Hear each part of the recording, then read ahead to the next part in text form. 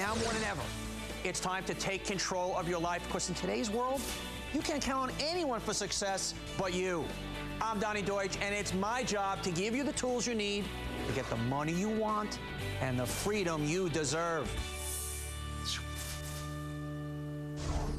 Tonight on The Big Idea, okay, virtually all you watching have never played a pro sports game in your life, myself included. But if you ever did suit up and go into that locker room, you discover something that would change your life. The top coaches and team leaders' motivational tips and lessons that you can take to the next level in business. Well, tonight, you get an opportunity you've never had before. Those great coaches and athletes are here with me, taking your calls, answering your questions, and giving you a game plan to make you a winner in your life, in your business. The phone lines are open. Call me, email me. I want to hear from you. And so is my friend Tiki Barber. Tiki Barber is a champion, and he proved it in 2 of the most competitive games in the world. He fought through the trenches for 10 seasons with the New York Giants, setting virtually every rushing record for the team. Then Tiki changed his game and became a star correspondent for the Today Show. Now Tiki's helping you master the 7 great gridiron lessons to change your game and win. Tiki, you know, you've listened to some of the great coaches in the world. You've been in the trenches, and you've got 7 kind of real specific gridiron things that apply to everybody in whatever business. And the first one is preparation, preparation, preparation. It's all preparation. Everything that you do and prepare yourself for, you have to be meticulous about it. You can't assume that you're going to be able to figure it out as you go along. And this plays obviously in sports. You get into a game and everybody's the same level athletically. It's the one who prepares more mentally and has the advantage there that usually comes away on top. And this applies in everything in life, whether you're going into a business venture, whether you're studying for a test, which is also very obvious.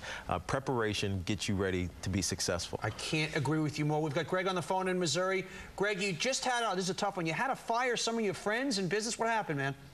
Yeah, Donny. I've owned a bar for almost 2 years, and I've made it a point to stock it with people that I know and trust, mainly fraternity friends. And this past March, there was a bar fight that extended into the street. Well, none of my employees were in the fight, but they didn't call the police, and the bar was suspended for 3 days. Yeah. Pardon me. And we got a $300 fine. If another situation occurred like that and my friends were still employed, I'd likely lose my liquor license. And I fired them yesterday, and they don't understand my side of the story, and it's basically ruined our friendship. And as a leader, I had to do it, but as a friend, I feel terrible. And I was just wondering what you guys thought I should do. All right. Well, first of all, Greg, you did it already, and I applaud your courage. Lesson number 1, friends and business don't mix like a drink, and you've seen that already. So that's a tremendous lesson. Your friends will get over it. And I think let a little time pass, a few days, circle back with them. Guys, I feel terrible.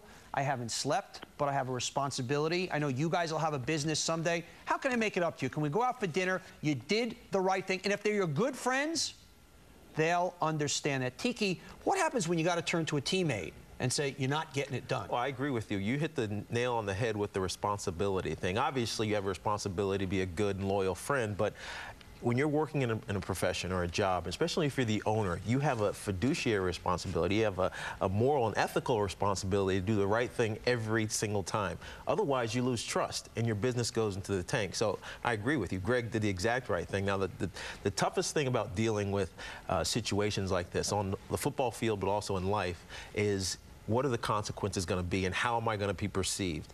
You have to be a strong leader, set the expectations and the goals clearly and right away so that if anybody ever crosses that line, they know what's going to happen. Greg, I want you to call me back in a week, because I promise your good friends will see it and understand it. All right, buddy? I want to hear from you next Thursday, okay? Thanks, Donny. All right, pal. Cindy's on the phone in D.C. Cindy,